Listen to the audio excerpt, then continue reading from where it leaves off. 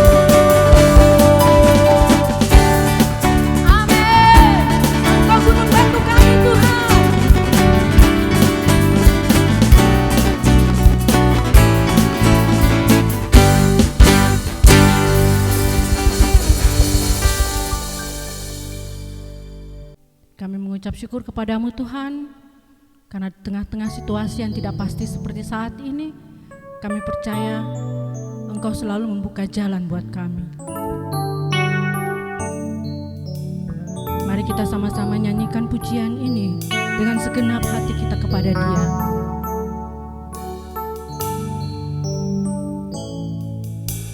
Saat ku tak melihat jalanmu, saat ku tak mengerti rencanamu, namun tetap ku pegang janjimu. Pengharapanku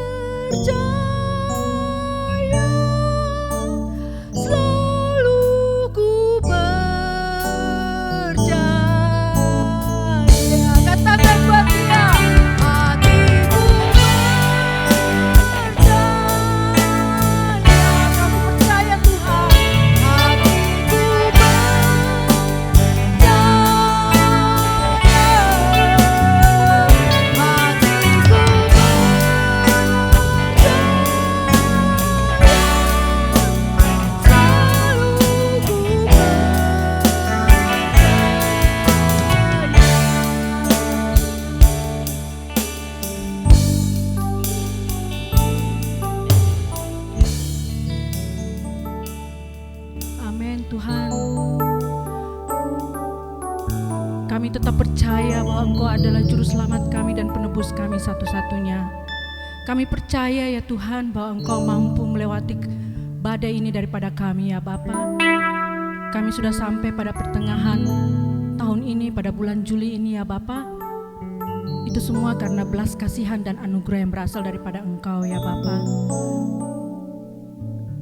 Kami mau melihat Engkau ya Bapa sebagai biji mata kami ya Bapa, yang Engkau pelihara ya Tuhan. Kami mengucap syukur ya Bapa untuk kasih karunia yang Engkau berikan buat kami.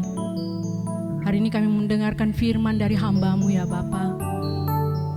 Engkau diamkan semua suara-suara dalam hati kami kecuali suara Engkau ya Bapa melalui hamba-Mu. Biarlah kami mendapat rema yang baru ya Bapa buat kami hari ini. Kami memasuki bulan Juni ini ya Bapa dengan sukacita yang berasal daripada Engkau. Dalam nama Tuhan Yesus kami sudah boleh berdoa dan mengucap syukur kepada Bapa di surga. Amin.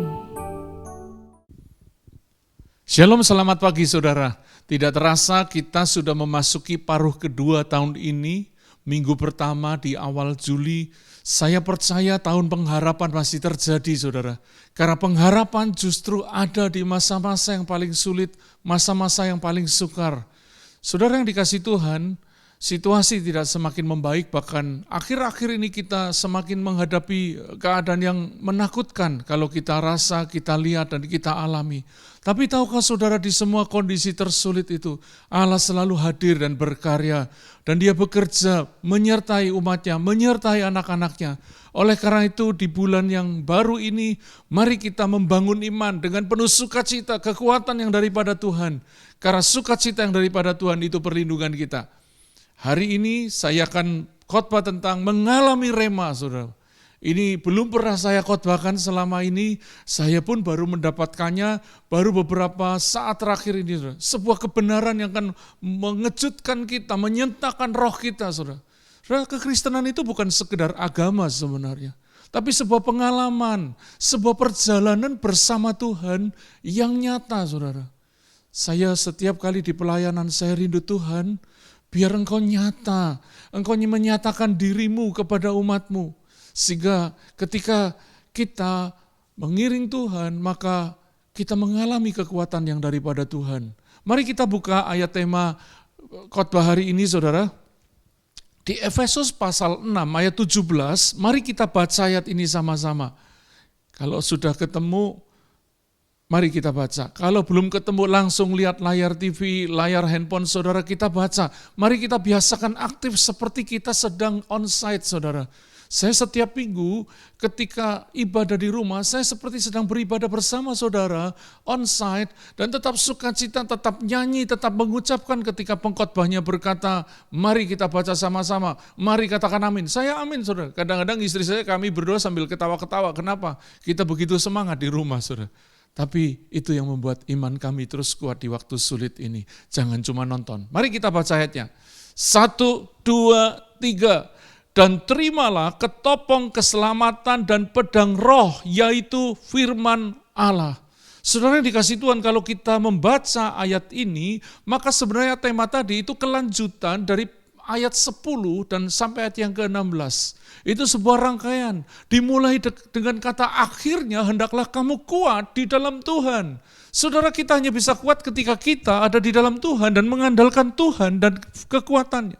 Mengandalkan firman-Nya. Oleh karena itu saudara yang dikasihi Tuhan, saya menyarankan nanti saudara bisa membaca kembali dari pasal 6 tadi, dari ayat 10 sampai 16, nanti kita sambung di ayat 17 saudara. Supaya kita mengerti latar belakang ayat ini. Saudara, tadi dikatakan Tuhan mau kita mengenakan seluruh selengkap senjata Allah. Karena perjuangan kita bukan melawan darah dan daging, tapi sesuatu yang tidak kelihatan, sebuah prinsip-prinsip yang tidak kelihatan, kekuatan-kekuatan yang tidak kelihatan, tapi mempengaruhi sekali alam yang kelihatan, saudara. Nah, tadi saya katakan bahwa Tuhan mau kita menggunakan seluruh selengkap senjata Allah. Salah satu perlengkapan itu adalah firman Allah. Tadi di ayat ini, firman Allah disebut sebagai pedang roh. Apa itu pedang roh, saudara? Pedang roh adalah pedang yang disediakan oleh Roh Kudus. Pedang roh adalah pedang yang disediakan oleh Roh Kudus. Roh Kudus itu mewahyukan, menyatakan, mengingatkan, menghidupkan, membangunkan.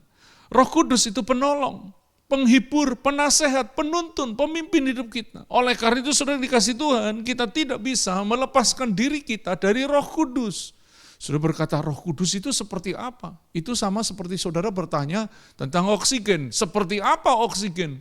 Oksigen tidak kelihatan sama sekali, udara tidak kelihatan sama sekali. Kalau toh ada baunya, itu ada sesuatu terjadi saudara di bawah sana ya. Tapi saya mau katakan kepada saudara bahwa Roh Kudus adalah roh yang nyata. Dan pedang roh ini merupakan senjata yang paling ampuh di dalam perlengkapan ini. Kenapa saya katakan paling ampuh? Karena ini satu-satunya senjata yang dipakai untuk menyerang musuh. Karena kalau yang lain, saudara membaca, nanti kita akan membaca kembali dari ayat yang ke-10 sampai ayat yang ke-16, beberapa ayat. Maka perlengkapan semua yang dipakai itu hanya untuk bertahan. Perisai untuk bertahan, ketopong untuk bertahan, baju sirah untuk bertahan supaya tidak kena serangan. Ikat pinggang juga apalagi, ikat pinggang tidak bisa untuk menyerang. Kasut tidak bisa untuk menyerang, itu hanya untuk melindungi diri. Tapi pedang adalah senjata satu-satunya yang digunakan untuk menyerang lawan di perlengkapan ini, saudara. Saudara yang dikasih Tuhan, mari kita membayangkan. Saudara. Ada gambar di situ dikatakan tadi pedang roh. Pedang di ayat ini, kalau saudara membaca ada tanda bintang di situ, tanda pedang itu dalam bahasa Yunaninya dipakai makaira. Ternyata ini bukan pedangnya kapiten. Waktu kita TK kita nyanyi, aku seorang kapiten mempunyai pedang panjang, gitu kan. Ini pedangnya bukan pedang yang panjang, tapi pedang pendek. Saudara bisa lihat gambarnya. Lebih menyerupai, lebih besar sedikit daripada belati, saudara. Ya, kenapa saudara pedang ini yang digunakan? Karena pedang ini sangat efektif. Ketika digunakan, dia bisa diayunkan dengan cepat, bisa menikam dengan cepat, bisa memotong dengan cepat dibanding senjata yang lain. Dalam penggambaran perlengkapan senjata Allah, maka yang dipakai adalah pedang pendek. Kenapa? Karena memang ini peperangan satu lawan satu, jarak pendek. Di tengah sasaran lain kita perlu waspada, ada panah berapi dari si jahat, tetapi musuh kita nyata di depan kita langsung. Nah, saudara yang dikasih Tuhan, waktu kita berperang jarak pendek, maka berarti kita satu lawan satu, itu pribadi lepas pribadi. Saudara, setiap kita punya peperangan, punya tantangan yang sama. Tapi bukan itu yang akan saya bahas. Saudara. Pedang yang disediakan oleh Roh Kudus tadi adalah firman Allah, saudara yang dikasih Tuhan. Nah, uniknya, di ayat ini firman Allah, firman dipakai kata rema. Semua orang tahu bahwa rema adalah firman yang dihidupkan oleh Roh Kudus. Firman yang dihidupkan dalam roh kita. Firman yang membangkitkan iman kita. Dipakai kata rema. Apa itu rema? Rema artinya statement, pernyataan. Ya, ucapan Allah untuk sebuah situasi yang memerlukan kehidupan Allah dinyatakan di dalam roh kita, di dalam hidup kita. Ketika rema itu dinyatakan, maka sebesar apapun tantangan, kesulitan, penyakit apapun, maka itu semua bisa ditembus dengan kuasa yang dahsyat sekali dari Tuhan. Saudara yang dikasih Tuhan, kita belajar apa itu rema. Saudara. Ya, apa itu rema? Firman dalam bahasa Yunani dipakai satunya kata logos, satunya kata rema. Pada mulanya adalah firman, firman itu bersama-sama dengan Allah dan firman itu adalah Allah. Di situ dipakai kata logos. Logos artinya berita, tapi juga menunjuk kepada pribadi Allah sendiri. Berita dan juga dipakai untuk menunjuk pada pribadi Allah. Yesus adalah logos yang menjadi manusia. Firman yang menjadi manusia, karena firman itu adalah Allah sendiri. Artinya Yesus adalah Allah. Yesus adalah Tuhan. Firman itu adalah Allah. Logos juga. Firman tertulis, dia juga disebut logos. Firman Allah, saudara yang dikasih Tuhan.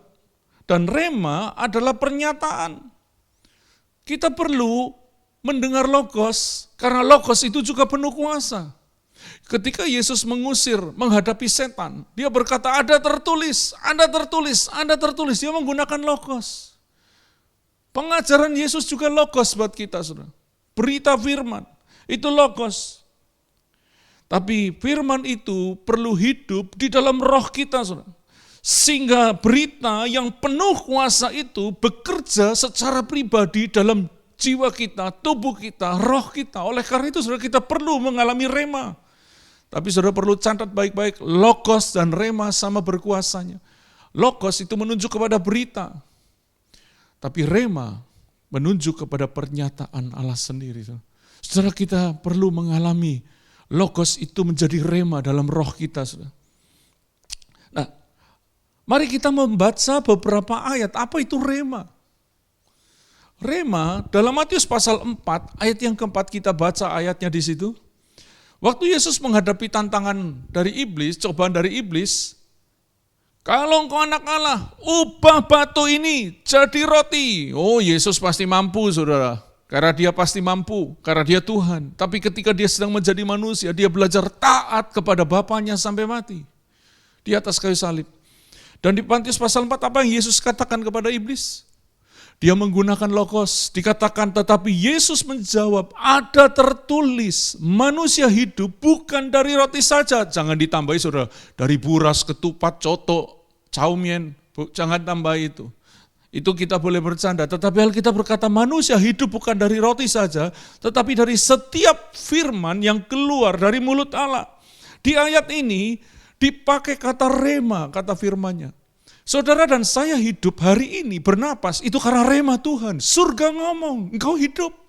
Sehingga sekalipun tantangannya besar, penyakitnya berat, engkau tetap bernapas, itu karena rema Tuhan. Kalau engkau yakin bahwa bernapas pun karena rema Tuhan, maka engkau perlu yakin untuk rema yang lain, yang membawa saudara kepada kesembuhan, pemulihan, berkat, pertolongan Tuhan.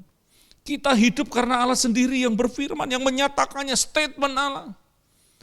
Saudara yang dikasih Tuhan, rema juga yang membuat kita tetap hidup di situasi sulit yang seperti sekarang ini. Hidup itu bukan sekedar hidup, saudara. Karena hidup itu aktif, segar. Bahkan kata hidup ini kalau saudara belajar dalam bahasa aslinya, maka dia juga berarti sembuh. Hidup itu artinya kita beraktivitas, kita bergerak, kita bernafas, kita tidak mati. Itu hidup. Ini kata kerja, aktif. Kita hidup karena remanya Tuhan. Katakan rema. Jadi poin yang pertama, rema itu memberi hidup, saudara. Rema memberi kita hidup. Rema itu memberi kita hidup. Katakan memberi hidup.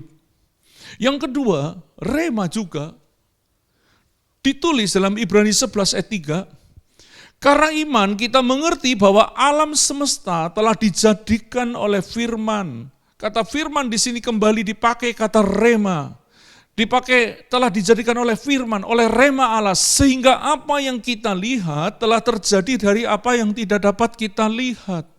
Saudara yang dikasih Tuhan, kembali lagi dipakai kata rema. Langit dan bumi ini ada, tertata karena rema. Kalau saudara kembali kepada Kejadian 1, dikatakan pada mulanya Allah menjadikan langit dan bumi. Di situ ditulis bumi belum berbentuk, kosong, gelap gulita, menutupi samudera raya. Tapi di situ ditulis roh Allah melayang-layang di atas permukaan air. Dan dikatakan lalu berfirman Allah, jadilah terang. Terang itu jadi, rema Tuhan datang. Demikian pula mungkin kau sedang menghadapi kekacauan dalam hidupmu, kegelapan, atau bahkan mengalami rasa takut yang dalam karena pandemi ini. Jangan takut, masih ada remanya Tuhan yang bisa mencipta, menata ulang, mereformasi, memulihkan. Mencipta itu membuat dari yang tidak ada menjadi ada. Tadi dikatakan oleh iman, makanya kita perlu percaya dulu. Kita mengerti kenapa banyak orang tidak yakin tentang rema. Karena dia tidak percaya. Tidak percaya. Oleh iman kita mengerti dikatakan tadi. Bahwa alam semesta, bukan cuma saudara dan saya, alam semesta telah dijadikan oleh firman, oleh rema Allah. Sehingga apa yang kita lihat telah terjadi dari apa yang tidak dapat kita lihat. Poin yang ketiga dari tentang rema yang saya akan bagikan, saudara. Ada banyak kata rema ditulis di Alkitab. Mari kita lihat di dalam Roma 10 ayat 17. Dikatakan jadi iman timbul dari pendengaran dan pendengaran oleh firman Kristus, oleh firman Allah. Kembali lagi dipakai kata rema. Saudara, firman Tuhan itu menumbuhkan iman, saudara yang dikasih Tuhan. Ya, firman Allah itu menumbuhkan iman. Di sini dipakai kata rema. Dan rema seperti iman yang lahir dari rema. Firman seperti ini yang akan memindahkan gunung-gunung kehidupan saudara. Iman seperti ini yang membawa kita kepada keselamatan, kepada janji-janji Tuhan. Karena Roma 10:17 berkenaan dengan Injil, saudara. Barang siapa yang percaya dan mengaku dia akan diselamatkan. Tapi iman itu lahir, tumbuh dari firman rema. Oleh karena itu saudara yang dikasih Tuhan, kita butuh rema. Katakan, Tuhan, aku butuh remamu. Sehingga logos berita itu menjadi hidup dalam roh kita. Karena Roh Kudus menghidup menjadi rema. Kita perlu berita, tapi kita juga perlu pernyataan Allah yang menghidupkan itu dalam roh kita. Nah, pertanyaan saya dan saudara mungkin adalah begini, bagaimana kita mengalami rema? Kembali kita ke ayat tema kita, tadi dikatakan terimalah ketopong keselamatan dan pedang roh, yaitu firman Allah. Terimalah, ternyata kata terima di ayat ini dipakai kata yang artinya menyambut. Ketika kita menyambut, biasanya sesuatu yang kita sambut itu yang datang menghampiri kita. Artinya ada pemberian, ada kedatangan firman itu untuk kita secara pribadi, kita menyambut. Bagaimana kita mengalami rema? Bagaimana kita bisa menyambut? Supaya rema itu datang, kita bisa menyambutnya. Bagaimana caranya, saudara? Saudara, Tuhan itu tidak pernah mempersulit hidup saudara dan saya. Karena dia rindu ngomong secara pribadi seperti bapak kepada anaknya. Kalau saudara membaca di Ulangan 8, maka dia berkata, aku menuntun kamu seperti seorang ayah menuntun anaknya. Ada kedekatan. Oleh karena itu mari jangan jadi Kristen ritual. Tapi saudara perlu bertumbuh secara spiritual. Bertumbuh secara rohani, bukan ngeroh-ngeroh. Bertumbuh secara rohani itu pakai logika yang sehat, tapi imannya juga kuat, saudara. Itu bertumbuh secara rohani. Bagaimana kita mengalami rema? Saudara, kita akan membaca beberapa poin tentang mengalami rema. Tadi beberapa poin tentang rema. Bagaimana kita mengalami rema? Yang pertama, saudara, hidup benar. Nomor 1, hidup benar. Kalau saudara membaca Efesus 6, di ayat sebelum dari ayat tema yang ayat 17 tadi, maka kita akan menemukan beberapa poin, beberapa kata ini di Efesus 14 ayat 15 dan 16 langsung saja.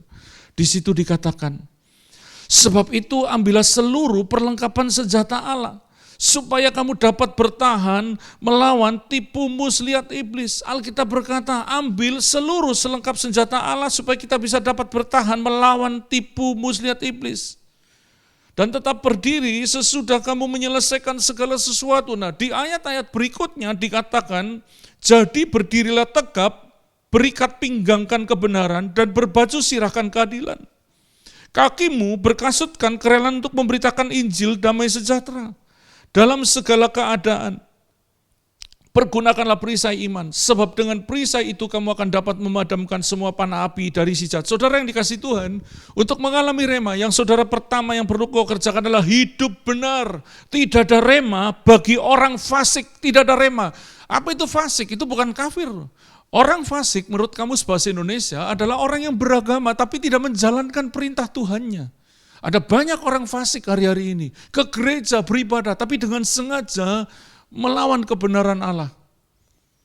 Saudara yang dikasih Tuhan, salah satu yang dikerjakan banyak orang hari ini, tidak mau digembalakan, tidak mau dipimpin, baik di cell group maupun di gereja. Itu fasik, saudara. Orang yang tidak mau dipimpin, menurut Alkitab itu orang fasik. Tadi kita menemukan, dikatakan ikat pinggang kebenaran, baju zirah keadilan, itu bicara tentang hidup benar semua. Dikatakan kerelaan untuk memberitakan Injil. Dan juga dikatakan perisai iman, itu bicara hidup benar. Sekali lagi, tidak ada rema bagi orang fasik. Orang yang tidak mengalami rema, hidupnya akan sangat kering kerontang. Dan mereka berpikir Alkitab yang dibaca itu cuma buku cerita. Padahal di dalamnya, ketika Roh Kudus hadir, Roh Kudus dilibatkan, ada kuasa Allah yang bekerja untuk setiap pribadi. Ada kebenaran-kebenaran Allah yang tidak bisa disangkali. Saudara, kita perlu mengalami rema. Tapi kalau saudara fasik, kau tidak akan pernah mengalaminya. Yang kedua, bagaimana kita mengalami rema? Yang kedua adalah menyukai firman-Nya. Kita tidak mungkin mengalami rema kalau tidak menyukai firman-Nya. Saudara, Alkitab adalah firman Allah sepenuhnya. Karena Alkitab ditulis oleh ilham Roh Kudus sepenuhnya. Alkitab adalah firman Tuhan, tidak bisa diragukan lagi. Kalau kita tidak bisa membuktikannya karena kita kurang pengetahuan. Tapi surga bisa membuktikan. Kenapa saya mau katakan? Selama pandemi ini, saya dengan istri saya kurang lebih sudah 50, karena minggu ini sekitar 15-20 orang yang kena COVID. Sekitar 50 orang, bahkan mungkin lebih, mendoakan orang COVID. Dan kesembuhan demi kesembuhan terjadi. Kalau OTG, itu cuma OTG. Tapi kalau orang sudah di ICU dan sembuh, pulih, dan tidak cacat paru-parunya. Itu mujizat. Kenapa, saudara? Saya percaya kepada Alkitab adalah firman Tuhan. Tanda-tanda ini menyertai orang percaya. Dia akan menumpangkan tangan atas orang sakit sembuh, itu salah satu tandanya. Saya hanya percaya ayat, saya tidak punya karunia kesembuhan. Tapi Alkitab membuktikan bahwa dia adalah firman Tuhan. Ketika saya percaya firman Tuhan, saya mengalami apa yang tertulis di dalamnya. Semoga saudara engkau juga mengalami, tapi engkau perlu menyukai firman-Nya. Bagaimana saudara bisa menyukai firman-Nya kalau membaca Alkitab enggak pernah ibadah, enggak pernah merenungkan apalagi, saudara. Mari kita baca ayatnya di Mazmur 1 ayat 2 sampai ayat 3. Di ayat Mazmur dikatakan berbahagialah orang yang tidak berjalan menurut nasihat orang fasik, yang tidak berdiri di jalan orang berdosa, yang tidak duduk dalam kumpulan pencemooh. Ayat 2-nya dikatakan, tetapi yang kesukaannya ialah Taurat Tuhan dan yang merenungkan Taurat itu siang dan malam. Dan perhatikan ayat 3, ia seperti pohon yang ditanam di tepi aliran air yang menghasilkan buahnya pada musimnya. Dan yang tidak layu daunnya, apa saja yang diperbuatnya berhasil. Saudara, kenapa pohon itu tidak layu daunnya? Karena dia dapat air secara terus menerus. Karena dia berakar di tepi aliran air, ditanam di tepi aliran air. Air itu adalah firman Allah, saudara. Engkau perlu menyukai firman Tuhan. Pertanyaan saya, apa yang membuat saudara dan saya senang? Ketika engkau membaca Alkitab, engkau mengerti? Atau saudara hanya senang ketika engkau menerima berkat, punya rezeki yang banyak, punya uang banyak, atau punya baju baru, mobil baru, rumah baru. Atau yang membuat engkau bersuka cita lebih banyak adalah ketika setiap kali membaca firman, engkau menemukan kebenaran. Itu tanda engkau menyukai firman. Ketika engkau suka, tadi ada kata merenungkan. Saya udah pernah khotbah di waktu ibadah onsite. Merenungkan dipakai kata, kalau dalam bahasa Ibrani dipakai kata yang artinya menggeram seperti seekor singa untuk mempertahankan mangsanya. Ya, ada binatang-binatang tertentu selain singa, kalau lagi makan dia akan menggeram. Salah satunya anjing. Saudara yang punya anjing akan tahu. Saya ingat papa saya dulu pelihara anjing Peking. Anjing Peking itu cukup galak, saudara. Kadang ketika dia lagi asik makan, makanannya enak, saya mencoba dekat ke arah piringnya tempat dia makan atau panci tempat dia makan. Maka anjing itu akan mulai menggeram. Seolah jangan kau ambil apa yang aku punya. Singa pun demikian. Dia akan memperdengarkan, bukan auman, kalau auman, wow gitu ya. Ini dia akan mendengarkan bunyi seperti seekor anjing juga yang menggeram untuk mempertahankan mangsa. Ternyata kata merenungkan ini juga berarti membayangkan. Bahkan ada yang lebih seru lagi, saudara, selain mempertahankan mangsa. Waktu saya membaca kata merenungkan itu juga artinya merancangkan, merencanakan. Itu kata merenungkan. Dalam bahasa Ibraninya haga. Orang kalau saudara pergi ke Israel, maka mereka masih melakukan haga ini dengan kalau membaca Alkitab sambil berbunyi. Bersuara. Karena mereka menggunakan ayat ini juga artinya ngomel. Ngomel bukan ngomel marah-marah, tapi ngomong terus, membaca dengan bersuara. Ya. Murmur gitu kalau bahasa Inggrisnya. Dan saudara dikasih Tuhan, tadi kita melihat bahwa poin kedua, kalau engkau mau mengalami rema, yang pertama harus hidup benar, yang kedua engkau harus menyukai firman-Nya. Kita tidak mungkin mengalami rema kalau kita tidak menyukai firman-Nya. Saudara, poin yang ketiga, dari bagaimana kita mengalami rema. Tadi saya sudah menjelaskan bahwa pedang yang dipakai, kata tadi makaira, itu pedang pendek. Tapi waktu saya membaca lagi kembali, ternyata ini juga bisa bermata dua untuk menusuk. Sehingga ketika perang jarak pendek itu akan cepat bisa motong. Tapi juga bermata satu, seperti pisau yang besar untuk memotong. Dan ternyata makaira ini juga merupakan pedang kecil yang digunakan untuk menyembelih kurban. Saudara masih ingat ketika Abraham mempersembahkan Ishak, dia membawa makaira, membawa pisau. Kenapa? Karena dia mau menyembelih kurban. Dia bawa makaira. Dari kisah ini kita belajar, saudara yang dikasih Tuhan, kita perlu memotong, menyembelih kedagingan kita. Ini secara lambang, simbol. Daging kita dimatikan, dipotong. Ketika kita mau mengambil keputusan itu tidak sesuai firman. Roh Kudus ngingetin, gak cocok keputusan yang kamu ambil, itu bukan keputusannya orang benar. Dan saudara memilih untuk taat, itu sakit buat daging, kau rela memotong. Ketika engkau hendak kembali kepada hidup lamamu, lalu godaannya begitu besar, saudara memilih untuk taat, itu engkau sedang memotong dagingmu. Ketika apa yang tertulis di dalam buah roh, hendak dilanggar, kasih, sukacita, damai sejahtera, penguasaan, kelemah lembutan, dan lain sebagainya, 9 buah roh. Kita terpancing untuk melanggar itu. Lalu aku berkata, Tuhan, aku mau taat, daging kita sakit. Kita sedang memotong daging kita. Kalau engkau rindu mengalami rema Tuhan, engkau harus rela menggunakan pedang roh itu untuk memotong kedaginganmu. Mari kita baca di dalam Kolose pasal 3 ayat 5 dan 6. Dikatakan karena itu, matikanlah dalam dirimu segala sesuatu yang duniawi. Saudara, kita hidup di dunia, tapi jangan hidup secara duniawi. Engkau bisa capek, engkau bisa lelah, engkau bisa kepayahan, itu manusiawi. Kita bukan robot, kita punya perasaan, tapi hidup duniawi yang dimaksud adalah ini, saudara. Engkau bisa lapar, itu manusiawi. Engkau bisa haus, itu manusiawi yang disebut duniawi. Di ayat ini, yaitu nomor 1, percabulan. Memang ini godaan terbesar. Percabulan bicara tentang ketidaksetiaan, saudara, kepada pasangan. Ketidaksetiaan kepada diri dan Tuhan, itu percabulan. Kenajisan, hawa nafsu, nafsu jahat, juga keserakahan yang sama dengan penyembahan berhala. Semuanya itu mendatangkan murka Allah. Yaitu atas orang-orang durhaka. Saudara, matikan yang duniawi itu.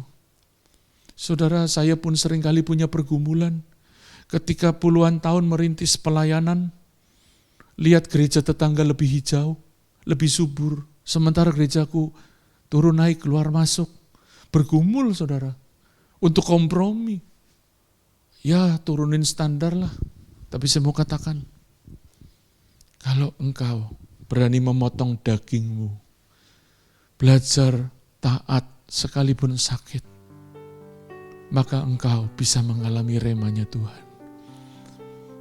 Ketika rema itu datang, satu kali di tengah pergumulan kami yang begitu berat, karena salah perhitungan keuangan, mengambil rumah, itu kira-kira 15 tahun lalu. Secara tulisan dan perhitungan di atas kertas, kami minus setiap bulan. Di bulan pertama, kami baru sadar bahwa kami sebenarnya enggak mampu. Tapi sepertinya ini bukan kebetulan kalau kami sadar kami enggak mampu, kami belum mengambil itu rumah. Minus. Tapi saya mau katakan, di tengah kegalauan, istri saya tiba-tiba dapat firman. Ada satu ayat dihidupkan. Bagaimana tentang Yakub ketika dia ada di Betel. Tuhan ngomong kepada istri saya, Sari, aku yang akan selesaikan seperti aku yang berjanji kepada Yakub, mengembalikan ke tempat di mana dia lari dan kembali dengan selamat ke tempat Tuhan menjumpainya. Tuhan menyertai, kami ngalami dari minus, dan rencana nyicil 10 tahun di tahun ketiga. Saya waktu itu masih pengerja, kami bisa melunasinya, saudara. Itu rema. Itu berkat, sembuh banyak. Saudara yang dikasihi Tuhan, mari kita matikan kedagingan kita, supaya kita berkenan di mata Tuhan. Potong dagingmu sebagai persembahan yang hidup. Itu bukan daging jasmanimu, tapi keinginanmu yang bertentangan dan kehendak Allah. Jadi 3 poin tadi bagaimana kita mengalami rema, hidup benar, menyukai firman-Nya, potong kedaginganmu secara berkala, supaya rema Tuhan bisa tetap muncul. Saudara, daging itu liar, saudara. Daging itu liar, keinginan daging itu sangat liar. Itu kayak kanker yang kalau kita tidak buang, dia akan terus menjalar mematikan kehidupan iman kita. Saya akan tutup. Saudaraku yang dikasihi Tuhan, Tuhan kita mau mengalami rema. Mintalah Roh Kudus, inspirator Alkitab, untuk meremakan ayat firman yang saudara baca, khotbah yang saudara dengar, khotbah yang saudara tangkap. Rema itu tadi statement, pernyataan yang jelas tentang sesuatu. Ya. Pernyataan yang jelas dan pasti tentang sesuatu itu statement, saudara. Kalau rema itu statement, maka ketika Tuhan menyatakan sesuatu yang jelas dan pasti, sesulit apapun pergumulan hidup saudara, kita butuh rema terlebih di hari-hari ini. Rema untuk pernikahan kita, rema untuk keuangan kita, rema untuk kesehatan kita, rema untuk perlindungan keluarga kita. Saudara. Kita butuh rema. Kalau engkau rindu rema saat ini, mari engkau camkan baik-baik, tidak ada rema buat orang fasik. Tidak ada rema buat orang yang tidak suka firman-Nya. Tidak ada rema bagi orang-orang yang hidup dalam kedagingannya. Saya akan tutup. Saudaraku yang dikasihi Tuhan, kita belajar tentang mengalami rema. Mengalami rema. Rema adalah firman yang hidup.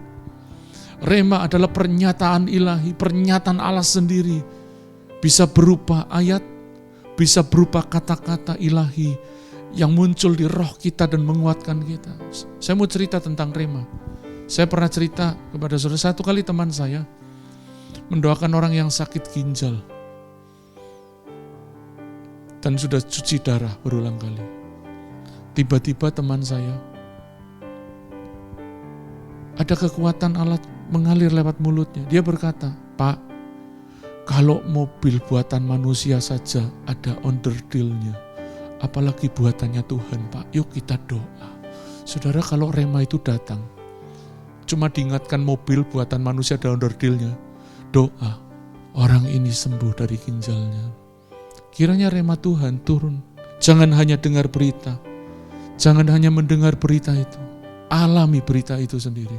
Tuhan rindu engkau mengalami berita itu, dan kiranya Roh Kudus menolong setiap kita. Amin. Tuhan memberkati. Jemaat yang dikasihi Tuhan, kita sudah mendengar firman Allah. Tiba saatnya kita akan bersekutu dengan tubuh dan darah Yesus. Mari kita siapkan roti dan anggur. Mari silakan mulai dibagikan, saudara, kepada anggota keluargamu. Kalau engkau ada seorang suami, seorang ayah, mari engkau jadi imam, melayani keluargamu.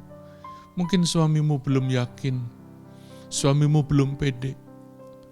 Para wanita, istri, ibu bisa jadi imam, atau anak-anak yang lebih rohani. Mari siapkan, mari kita berdoa untuk persiapan perjamuan kudus ini. Kami menghampiri Tuhan dan mau mengakui tubuh dan darah Tuhan melalui roti dan anggur yang sebentar kami akan makan dan akan kami minum.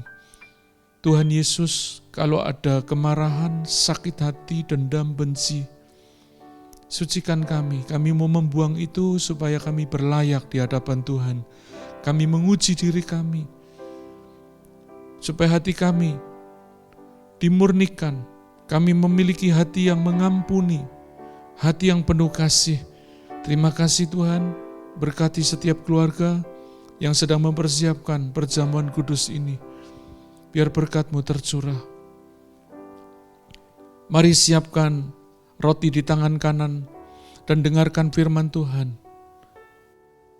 Sebab apa yang telah kuteruskan kepadamu, telah aku terima dari Tuhan, yaitu bahwa Tuhan Yesus pada malam waktu ia diserahkan mengambil roti, dan sesudah itu ia mengucap syukur atasnya.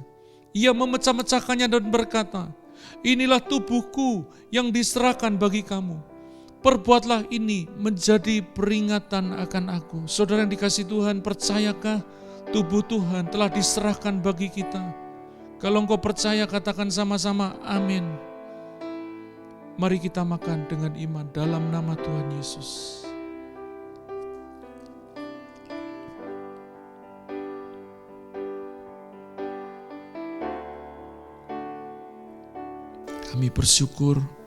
Kami bersyukur oleh bilur-bilur-Mu kami sembuh.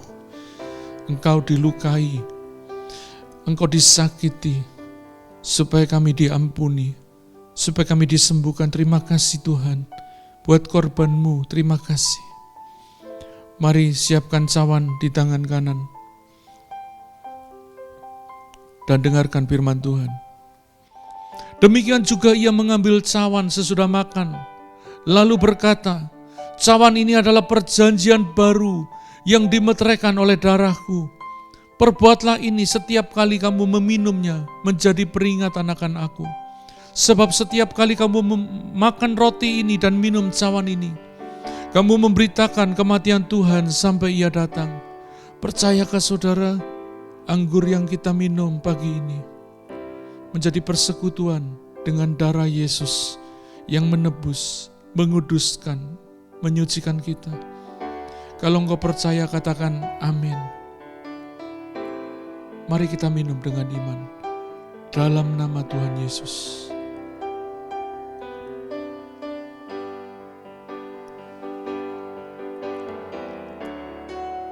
Kami bersyukur darah-Mu menguduskan, membenarkan, menyucikan kami. Dan oleh darah Yesus kami mengalahkan setiap dakwaan iblis. Kami ditebus, kami milik Tuhan, kami dibenarkan. Terima kasih Tuhan buat kesempatan perjamuan kudus pagi ini. Saya mau bertobat, saudara yang membutuhkan pertolongan Tuhan, mari angkat tangan atau arahkan ke gadget, atau tumpang tangan ke gadgetmu, atau ke TV, atau alat yang dipakai untuk ibadah. Tuhan, Kau melihat tangan-tangan yang sedang terulur, terarah, yang sedang membutuhkan pertolongan Tuhan. Pagi ini, kalau ada yang sedang sakit, sembuhkan dengan ajaib. Dalam nama Yesus, kuasa kesembuhan ilahi terjadi. Kalau ada yang sedang membutuhkan jalan keluar, kesulitan keuangan, Tuhan berikan hikmat, berikan pertolongan dan jalan keluar. Dan juga tuntunan-Mu untuk mereka tidak salah dalam mengambil keputusan. Kalau ada yang sedang mengalami persoalan di pernikahannya dengan orang lain, Tuhan kiranya Engkau menolong. Mereka bisa berdamai, baik dengan pasangan maupun dengan sesama. Berkati Tuhan, berkati. Di akhir ibadah ini kami bersyafaat buat bangsa kami. Ampuni kami Tuhan. Ampuni kami, dosa bangsa ini. Kami berdoa supaya pandemi ini bisa berhenti dan berlalu, diganti dengan berkat-berkat baru Tuhan. Kami beruntuk mereka yang sedang sakit kena COVID. Kami sepakat ada kesembuhan ilahi. Dalam nama Yesus kami memperkatakan mujizat kesembuhan sedang terjadi, kesembuhan terjadi dalam nama Yesus.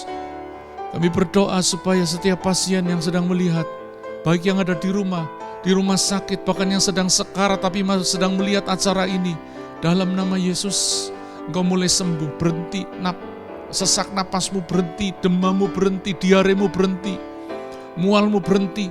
Semua gejala itu berhenti dalam nama Yesus. Berhenti, engkau bernapas lega, Engkau berhenti dari mual, engkau berhenti dari tidak bisa tidur, diganti dengan kesegaran Allah. Dalam nama Yesus, dalam nama Yesus. Terima kasih Tuhan. Kami mau mengakhiri ibadah pagi ini. Curahkan berkat-Mu kepada umat-Mu, karena itu yang membedakan dari semuanya. Mari arahkan hati saudara dan terima berkat Tuhan. Tuhan memberkati engkau dan melindungi engkau. Tuhan menyinari engkau dengan wajah-Nya dan memberi kau kasih karunia. Tuhan menghadapkan wajah-Nya kepadamu dan memberi engkau damai sejahtera. Diberkati setiap saudara. Dalam nama Tuhan Yesus, yang percaya katakan, Amin. Tuhan memberkati, sampai minggu depan kita kembali dalam ibadah.